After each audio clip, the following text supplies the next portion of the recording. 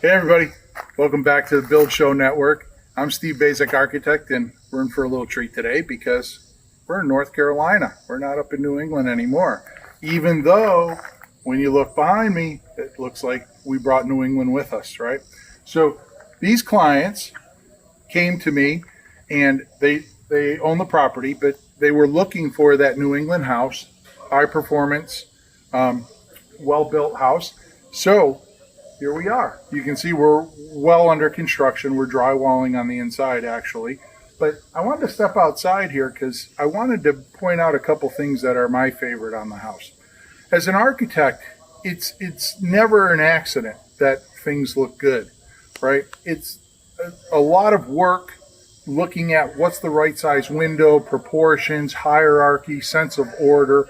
All these things have to kind of get filtered through to provide you with an elevation.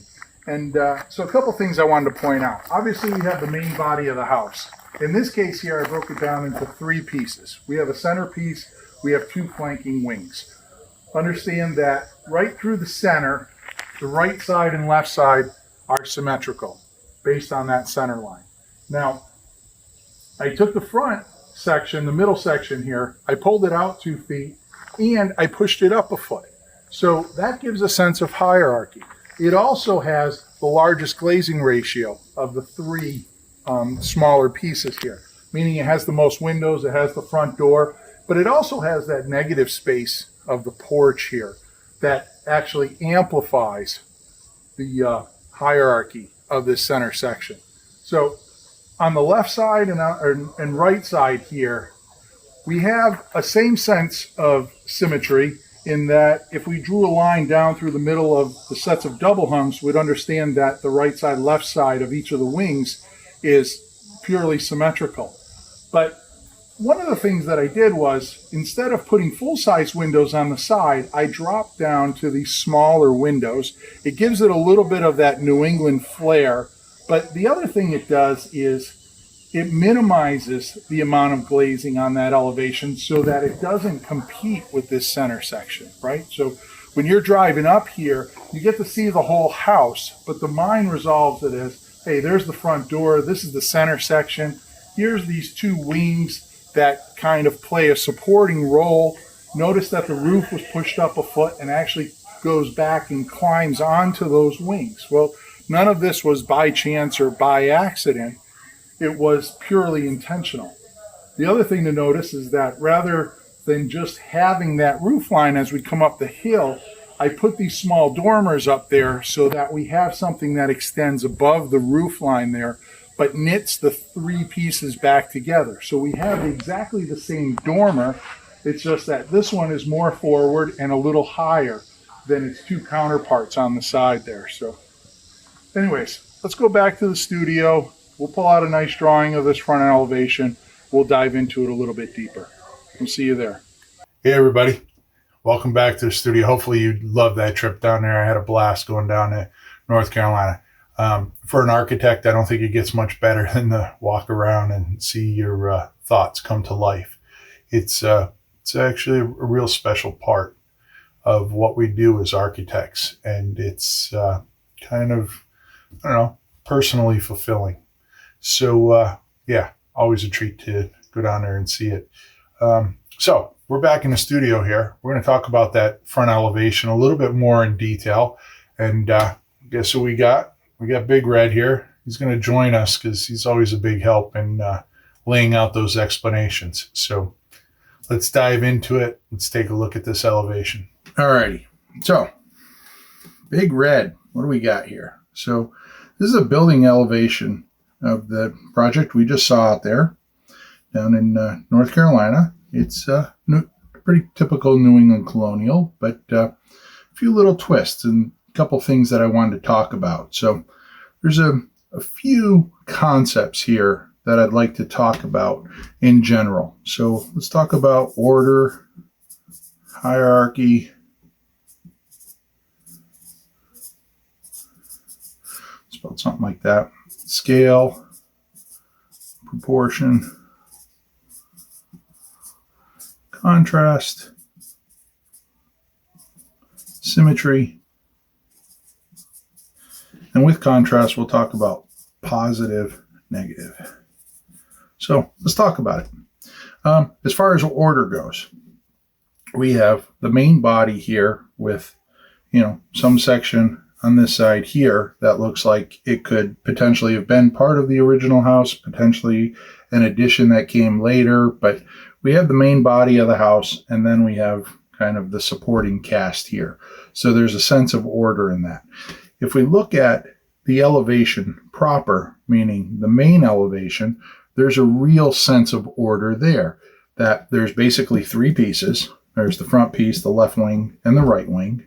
Notice that they're all pretty much the same size, right? So these are all roughly the same dimension. But while there's order, there is a sense of hierarchy there, meaning that this second or the middle piece here is a little higher, and it comes out a little bit on the sidewall. So it steps forward.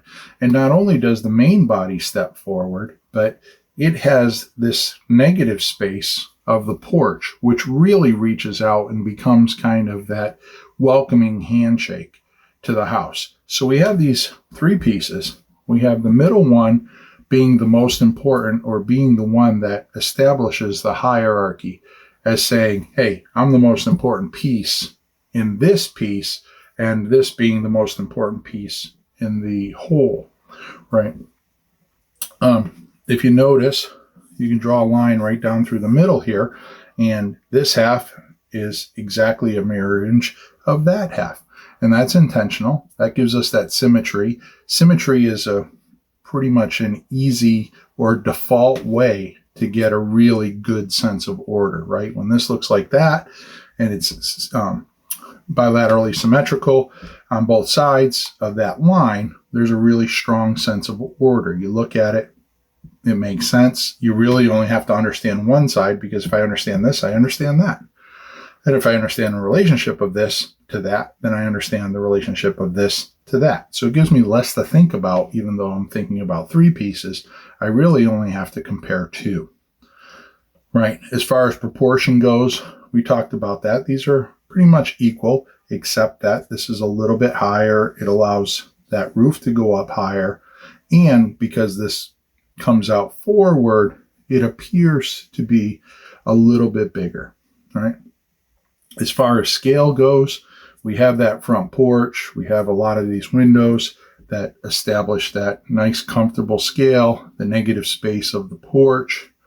And the negative space does a little bit more than the scale. It's actually kind of a play on that hierarchy and sense of order, in that we have the negative space here under the porch. But remember, we had these bump out bays on both sides, and those came out at you. So they're somewhat of a contrast to the negative space that we get this positive space to come out. So it's kind of a way that suggests these two wings are starting to compete with the middle, but they're not overwhelming the middle, right? We always want to establish that hierarchy. So something is number one. Something is the best part of it. And that is clearly that section, right? So again, those sides are symmetrical. Now, if I look at each of these three pieces, we'll also notice that if I go down this line, the right and the left side of the middle piece is also symmetrical, right? So that, again, enhances that sense of order, that not only is there order in the overall scheme of things, but there is a sense of order in this one small section. And it's not a mistake that if I draw this line up, the door aligns with that window, this window aligns with the dormer, these two windows align, and those windows align. Again, giving that strong sense of order. Now, if I go to the sides, you'll also notice that we have the dormer here, and we have the dormer there, and those dormers on the roof are to speak to the one here. So they're the same size dormer, but remember, because this one's a little higher, it sets kind of that hierarchy. Again, for that dormer's a little bit more important than the two flankers, but the two flankers are there because these two sections want to pay respect or, homage to that middle piece, if you will, right? To again, retain that sense of order while retaining that sense of hierarchy. But in doing that, we have this second line of symmetry there and here, so that everything that's happening on this side of the line is happening on that side of the line in that one section. So 3 sections, they're symmetrical overall, but then in each of the 3 sections, we have a strong sense of symmetry, right? So that symmetry helps us, again, understand that order. And you probably heard me say it before, if you saw some of the previous videos. In our mind, when we look at things, the things that are very easily resolved and make sense very quick are things that we come to love and understand and appreciate very quick. So having that quick resolution, to me, translates to kind of that quick love or appreciation for what we did here. So when you look at something and it makes sense, you can sit back and say, hey, that totally makes sense. Man, that looks good. I really like what you did there. So the other important aspect of these 2 wings that you notice is not only are they symmetrical, but we have that positive space, which is this boxed out bay, which comes out. And then we have these windows up above that stay in that same plane, just like those do. And like I said, we have the dormers, but look at these little guys. So we have these little flankers. And, if you look in the floor plan, these are different rooms. Sometimes they might be a bathroom or a hallway or the like, or sometimes this window and that window are all in the same office. But as in that sense of hierarchy, we have this big piece in the middle with all the big windows, and these actually have a transom and then those windows in the dormer. But we put these little ones in, so they help fill in that field of the windows, but they allow each of the 2 flanking sides to have a sense of their own hierarchy, right? So that the stuff in the middle is the most important, and then these windows down the sides are a supporting cast. Well, notice that these windows here are slightly larger in proportion to the windows in the dormer, but they're somewhat the same style, right? So when you look at it, these 5 windows add a really good sense of proportion, and that these 5 windows are the supporting cast to that sense of order on each of the flanks. So to recap, right, we have those small windows. They help out this. They fill in that field, but they don't overwhelm it. Meaning, if I took one of these windows and pasted it there, and there, we'd have a whole lot of windows in that wall, and it would feel like this is going to start competing with the middle. And we don't want that. We want this to be more of a submissive role to the piece that comes out in the middle. So that, again, when you drive up, there's no mistaking. This is the front of the house, the most important piece. This is the supporting cast. So those windows are kind of one of those many steps in that supporting cast, right? We talked about the scale. We talked about the proportion of those windows. Also notice that, down here on the first floor, these windows are a little bit taller than the windows up above, right? Give it that heavier base. And again, here, notice here, not only are the windows bigger, but we added the transoms. And those transoms make that box, this heavily transparent piece that helps carry some of the weight of making that this very positive element to the elevation. The last thing that I want to talk about, which is one of my favorite pieces of the elevation that doesn't really deal with those, is when the roof comes down, notice just as it gets to the end, I did a pitch break. And so this is an 8 up there, and this is a 4 down there. And it's just an elegant way to bring that roof and kind of give it the end that it needs. It might not be the best analogy, but to me, it's almost like, that parachuter that's falling towards the ground. And then just before they get to the ground, they pull the cords, the chute fills up with air, and it goes, their speed immediately drops. And then it has that kind of nice, cushy last bit to the fall. And it gives that nice end there. So I also, in addition to the elevation here, I whipped up this detail and out of the drawing set and brought that. Set that up. Sorry about that.